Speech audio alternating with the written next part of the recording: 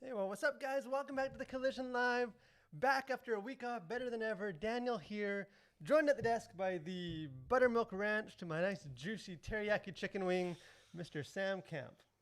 It's I've never been referred to as ranch dressing before, but it's an honor. Yeah, well, all you blue cheese people, get out of here. That's no one wants that ranch. That's inhuman. Yeah, ranch. That wasn't going to insult you by referring to you as that. But again, we missed last week. I was out of town. I think we have a picture. I was actually on the road speaking at the Billy Graham Training Center at the Cove in Asheville. He was live in person. Throw a picture up, proof that I can dress up when I need to. Yeah. I can look snazzy. But again, just sharing with. You got a sports vest in the closet somewhere. Yeah, wipe the dust off of that. But just sharing a lot of the stuff that we talk about on this show, just collision stuff, and how as Christians do we navigate culture? What's the value of it? What's the importance of that? And kind of walking people through sort of how you do that. So it was. Sam, I just couldn't imagine doing the show without me. I know. The gap. I wouldn't dare. The gap was too big. So we took last week off, but we're back. So again, thanks for joining us this week. I encourage you guys to share your thoughts. Join the conversation, ask questions, correct Sam's theology, whatever God lays in your heart to share. Feel free to do that. And the first thing that we thought we could talk about, we got a couple news stories and other things we'll get into. And we're going to talk about aliens because why not? This is sort of based on some of the stuff that I've been sharing when I was over at the Cove. And in some ways, we were saying it's sort of like Collision 101 stuff. We sort of have been doing it through the show, but haven't necessarily just talked about why do that? Why tune in each week and talk about pop culture? Isn't there more important things for Christians to be doing? So I thought we'd kind of get into that a little bit and just sort of Christian cultural awareness. As Christians, is it important? Is it necessary for Christians to be in tune with what's going on in pop culture and the trends and the stories and the arts? Is that just sort of in a separate world that ne'er the two shall meet? What do you think? Yeah. Why do we do this crazy show? Why do we talk about culture? Well, obviously we think it's important. Otherwise we wouldn't be here doing it every week. So I think for a long time the church was making culture, and so if you look back at a lot of the great art from previous generations, most of it was commissioned by the church, or a lot of it was, and we see incredible architecture, artwork, so many things have come out of the church, and sort of we could just say ancient times or pretty distant past. But then I think we sort of decided that it was more beneficial to focus on more utilitarian things, and for whatever reason, and you would probably know more of this than I would, but that sort of the aesthetics and art and being involved in culture seemed to kind of take a backseat to just focusing on and it's kind of like obviously history is never it's not like there's one time period. It never falls neatly. But you can kind of trace some of that just back to the Protestant Reformation. Right. As they looked at some of the abuses maybe of these big cathedrals. Yeah. Hey, is that really what matters? All this flashy stuff, this art, these icons. Well, and copious amounts of money being spent on these cathedrals while perhaps the poor are suffering. And so I do think it wasn't just out of nowhere. Yeah, it's just kind of a gradual drift. Hey, the culture, we became more like the people of the book. We just focus on kind of us and not necessarily on what the culture is doing with the arts. And I think in some ways that's kind of resulted in being out of step a bit with the culture of what's kind of being said. I think sometimes we're not always aware because I kind of refer to culture, the arts, as like the kind of the arena where these sort of narratives and worldviews are discussed and shared and debated and proliferated too. Yeah, and pushed and all that kind of stuff. And I think, as Christians, it's important, if we're called to be, Jesus says, I send you, as the Father sent me, so I send you. Yeah. I think it's important to understand the world that we are called and sent into. And again, kind of one of the foundational verses, we've done stuff with for just the collision is in Acts 17, where Paul is talking to the men of Athens, and he talks about, observing the objects of worship and the altar of the unknown God. And then he starts just, whipping out some Greek poetry and quoting some poems and kind of saying, hey, this is what your poets have said, but they kind of got halfway there, but here's the full truth. I can kind of complete the story. You were a little wrong here. And I think he kind of modeled kind of using culture and the arts to kind of build relationships and point people, ultimately towards Jesus. But what do you see sort of as because obviously there's the creation of content of culture and art. Yeah. But what about just sort of like the being aware, like being finger on the pulse? Like how as Christians do we kind of navigate that? Yeah. Well, I mean, obviously you can go down too far, perhaps the rabbit hole, and just sort of I'm Netflixing for Jesus. Yeah. This is research. Just one more show. And so, with all things, I think there's a balance. And so, you can certainly, just say, well, I'm just trying to be in touch with the culture as an excuse to just watch copious amounts of television or a bunch of movies or whatever. But I think it's important to just know, like, what are the cultural conversations that are happening? What, when people make references to things, like, I think it is important to know what it is that they're trying to say when they make those references, so that you can engage in conversation. Because if you're on this plane and everybody else is on this plane, it's like, sure, you may know a lot of helpful stuff, but you're not capable of communicating it to people in a way that like gets through to them. Yeah, and so I think I would say too, like, I think the gospel is the answer to every question that someone can ask.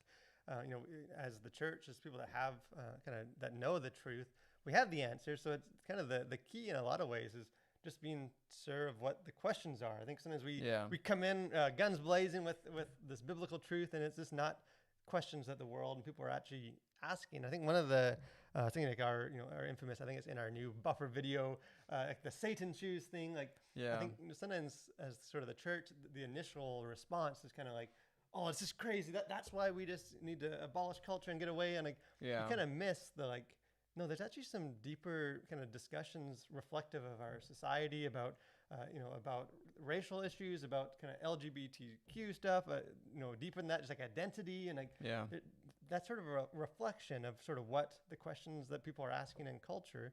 And again, as Christians, we know that God is the answer to that. So, but we kind of need to know what's being said. Right. And be able to kind of go below the surface, I think. And so, because otherwise you just sort of, you plaster on your response to sort of the knee-jerk reaction. And we've talked about, hot takes and that kind of stuff, and how that usually ends up being not so great for the one giving the take. But I think when we just sort of react to things at the surface level, we miss that deeper conversation, and we miss that opportunity to go a little bit beyond just like, okay, what's being thrown at us, and how can we respond to that in a way that's meaningful and thoughtful, rather than just like, it's bad, like just dismiss it or condemn it or whatever, when maybe that was not the right response to a given circumstance. But if you're just totally tuned out of things, you're not going to be able to think through what are the deeper implications of this. And so it's not to say like you need to be just so immersed in it all the time, and it's not to be totally unplugged from it all. So there's and that. It's not the arts and entertainment, it's not the only way to understand what's going on. Like, right. It's an effective way. So again, it's not like you just need to stop what you're doing and stop attending Bible studies so you can just binge watch every new show to relate to the world. That's kind of not what it's about. But I think, even just, I think of a lot of like training and stuff in churches, like we sort of train people for like what to say, like how to evangelize or how to present things. But we don't always focus a whole lot on just helping people know how to listen, like helping people know how to ask a good question, listen to the stories and kind of meet them there.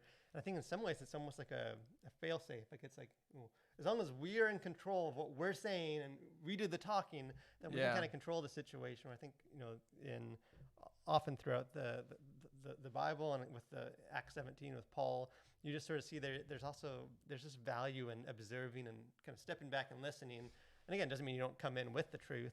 And I think it goes back to that teaching people how to think, not necessarily what to think.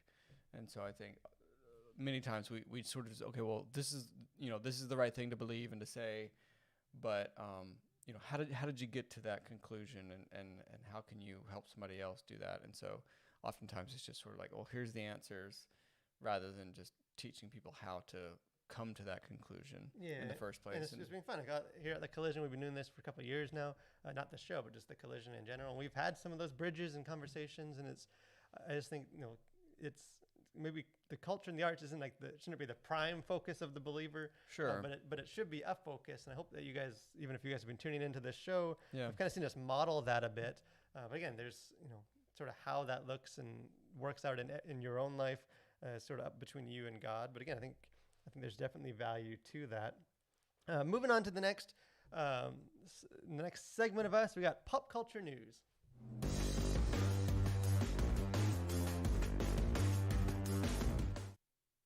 So there's not a whole lot of kind of newsy stories this week. A couple kind of relevant things, and one I think maybe we can touch on a little bit to share a bit on. But kind of the things that stood out to me, that Friends reunion. I don't know. Have you ever seen? Are you a Friends person? I'm not really. I mean, I've seen some episodes, but I mean, I know the sort of the general premise and all that kind of stuff. Yeah, they're friends, and they're friends. They have a New show. York. The Green Knight trailer. I think that actually came out a little bit ago, but we couldn't geek out about it last week because we weren't here.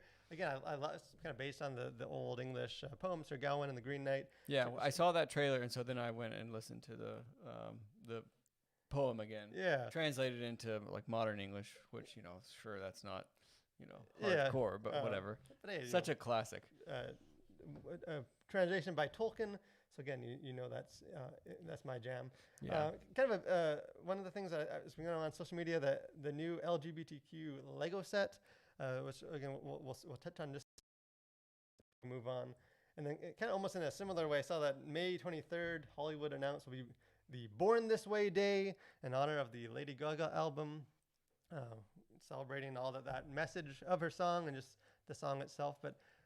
Anything that stand out to you? I know I wanted to touch a little bit on that Lego thing. Yeah, we can talk about the Lego thing. I'll just say happy birthday to Roger Deakins, the GOAT in DP. So he's amazing in everything he does. Yeah, so. go, if you're not familiar, go to the IMDb page and look him up. And he's done everything. The guy is a genius. But again, I wanted to, and we'll move on to the next topic. So we don't want to go too deep into it, but we're going to use this as a topic, a theme. For this week, and didn't want to spend too much time, but I know that there's the Lego, the new kind of everyone is awesome says been getting a lot of publicity and backlash and celebration depending on what your kind of what your worldview is. And again, I think it is something that, it's another of these corporations that is obviously kind of marching in step with a lot of the ideologies. But again, I do distinguish between. I know a lot of people are kind of conflating this with other media and like these movies, and I think there is a distinction though. Like this is different than like my kids when they're watching a Netflix show or something, and then you just sort of like out of nowhere, like surprise, and they're pushing the same kind of message and this kind of same-sex narrative and some of that where it's you don't see it coming. You kind of it is sort of kind of almost subliminally doing it. Where this is clearly marketed as what it is. This isn't going to be a surprise. It's not like a blank box. You open it up and I didn't realize it was. And again, the set doesn't look fun. It doesn't look like a thing a kid would pick. It's more of a set piece, I guess, or maybe a parent would put on their shelf or something. So yeah, I think it is something, but I think some of we can distinguish a bit between this isn't Lego trying to impose on their. I think it is something that's serious that Christians should be aware of. But again, if we freak out about everything, they're forcing this on our kids. They're not. Parents might be forcing it on their kid if they buy it, but again, this is distinguished. I think some of the outrage of that maybe temper a bit. But kind of another thing that people get excited about, people get up in arms about, are aliens. Aliens and UFOs. I don't know if you've ever gone down the rabbit hole of YouTubing all these, these shaky cam, grainy videos of, the truth is out there, as Fox Mulder would say. Well, I did go down the rabbit hole of watching the whole season of X-Files Yes, a long which time is, ago. So I mean, actually, when I got married, me and my wife moved out to California in a small seminary housing, and that was how we started off our marriage. We binged through however many 10 seasons, however long that show was going on. Again, UFOs and stuff. This has been in the news lately, kind of sparked by former President Barack Obama was on a late night show, and he was sort of talking about how when he got to office, that was one of the first things he asked. I know there's politics behind it, but there's going to be a report released, some of it publicly, some of it privately, sort of what the government knows about this phenomenon. So again, this whole alien things, it's always kind of out there, conspiracies and stuff, but it's become kind of like a more cultural conversation. Yeah. And I thought it would just be obviously because aliens are awesome, but also I think there's some relevant stuff for Christians. Like, what do we do with aliens? What do we do with some of this, and why is it that our culture that's so kind of closed off increasingly to like the supernatural or the unknown kind of remains very open and kind of eager to have there be extra life and stuff beyond Earth. So what is the truth out there? Are we alone in the universe? I do think the truth is out there somewhere. No, I think you see just this increasing desire in people, perhaps younger people, to be spiritual, but disassociate that from any sort of traditional religion. And so you see a lot of people that are, oh yeah, I'm very spiritual, but that's totally divorced from any sort of organized religion in any sense. And so I think with the UFO stuff, it's just another sort of example of the desire for people to believe in something that's bigger than themselves. And I think that's almost hardwired into our DNA. It's like there's almost this need just throughout history to believe in something bigger or to be involved in something bigger than yourself. And I think that's what drives a lot of this. I read a great book recently by D.W. Pasulka on the sort of the collision of UFOs, of course you did, religion and technology, and it sort of opened with this idea that I think the guy who wrote the book after 2001 Space Odyssey starts talking about how a technology that is far enough advanced is indistinguishable from magic. And so anyways, it's a very interesting book. She comes at it from a Catholic tradition, and just talking about how there is a lot of overlap between sort of the religious community and the UFO community, oddly enough. Because it kind of, in some ways, it sort of rides that line where it's like, it is sort of this like out there, unknown, supernatural, but it's grounded in like science and technology enough, right? Or at least theoretically enough, where it's because like I don't know, I haven't looked into the research of like what percentage of people believe in aliens. Let us know. Do you believe that we are alone in the universe?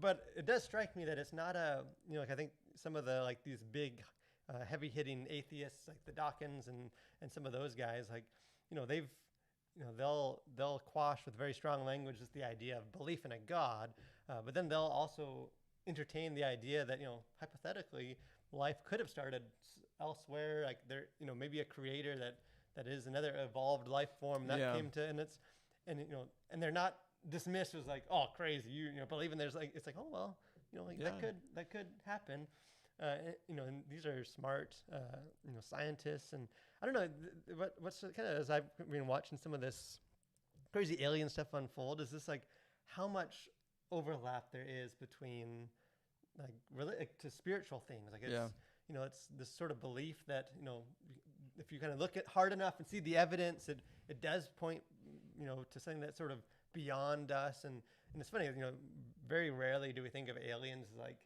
these like very primitive, like they have like stone moon rock spears, like they're almost always this like benevolence way beyond us, like super superiorly advanced, can just sort of squash us like a bug if they so choose, and very much like a kind of this wrathful God deity that's sort of beyond us that we're sort of searching for. And I don't know, I think maybe I'm stretching it, but I just feel like there is a parallel to like it is our natural kind of inclination to kind of look kind of beyond us, to something that's bigger and kind of more powerful. And the more we've sort of gotten away with like the Christian story of that, it's like you almost have like this sort of the more scientific one of these aliens. Yeah. Kind of sneak in there and like fill the gap. Right. I think it fills the gap. And I think like what when Nietzsche talked about, when God died, or like if you kill God, like you got to be sure you know what to do afterwards, because like something will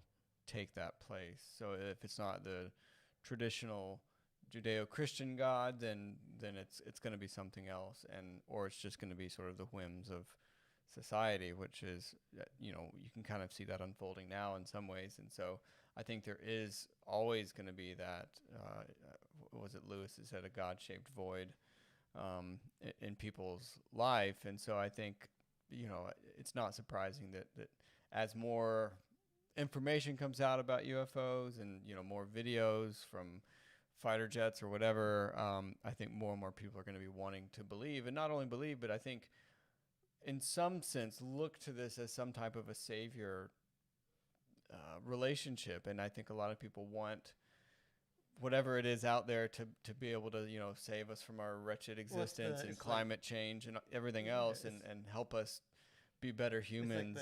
Like the classic Independence Day, good old Big Willie movie, where all the people are on like the top of that skyscraper, and it's just like, our savior's coming. It's like, I'm ready. And it sort of annihilates them. And again, it's a silly movie, but I think it reflects some of that we sort of want there to be something that's beyond us. Again, I don't know. We're not going to go deep into it, but I find it difficult to kind of mix from what we have in Scripture and kind of theology and original sin and all that stuff with the existence of aliens. Like, are they human? Does that mean that they didn't fall with Adam? Did Jesus have to go save them? I think there's, putting the two beliefs together I find difficult. I don't know. There might be some Christians that have tried to do that and maybe successfully done that. So I don't know. But we've even talked about miracles. Like there are unexplained phenomenon that, as a Christian, we know, not entirely unexplained. We know where they're coming from. That is God. But again, it's the idea that there's sort of this unexplained kind of signs of something. Yeah. That itself is sort of consistent. I'm not necessarily saying that these UFOs are actually angels. Like, who knows? In that. But again, I think they're. I think sometimes we look at this alien stuff and think, man, people will believe anything these days. But I do think kind of at its core, it is reflective of just human nature and the desire to worship something. So this week at The Collision, again, let us know in the comment section if you guys are excited for our alien neighbors to visit. Maybe if you finally make themselves known. Yeah, if there's any likely candidates out there that are hiding among us that are aliens. So this week at The Collision, we actually got a lot kind of things are starting to pick up for The Collision. Again, part of that is just that movies are back, theaters are opening. We're thankful for that. Encourage you guys, we actually just, right before we went live on this episode, we dropped our review for Ray and the Last Dragon. I did a review for that. Again, you can check out our video review on our YouTube. There's also a link to our written, if you're a reader. I wrote a written review for that. Again, it's a good movie. It's kind of gone under the radar, but I sing the movie's praises, so check that out. The sleeper hit. Yeah, sleeper hit. And again, I know if you guys have kids or something and you're kind of concerned, I kind of get into a little bit of that. Again, we're going to have some more movies reviews coming up. I'm seeing Quiet Place 2 with my wife on Thursday. We had tickets booked a year ago, back in March. We had mini spicy tacos reserved, going to be waiting for us at the theater. Like the day before our date night, COVID lockdown struck. So again, this really does feel like a return to normal. Finally getting to see it. The Quiet Place 2 was the first review we did at The Collision. One of my favorite movies of that year. So check that out. And then also check out our thecollision.org if you haven't checked out our website. We just dropped a new article. Monty, who does some of my favorite articles on the site, kind of walks through the Corey Ten Boom story. It's an older story, the book, The Hiding Place, but as sort of he unpacks it to, hey, there's stuff in this story that is very relevant to us today, and sort of, and again, we've been getting some good feedback from that, and just kind of encouraging. So again, check out all those. But most of us want to thank you guys for joining us for The Collision Live. After a week off, we got you guys still stuck around, came back. Hope you guys will join us next week as we unpack who knows what crazy things will happen in culture. The aliens unmasked. Yeah, maybe the aliens will be among us by then. Who knows? But Again, if you haven't done so, I encourage you guys to, if you're watching on Facebook, like our page, keep up with what we're doing. If you're watching us on YouTube, make sure you like this video, subscribe to our channel, keep up with what we're doing. Have a great week, guys, and continue to collide with your world for Christ.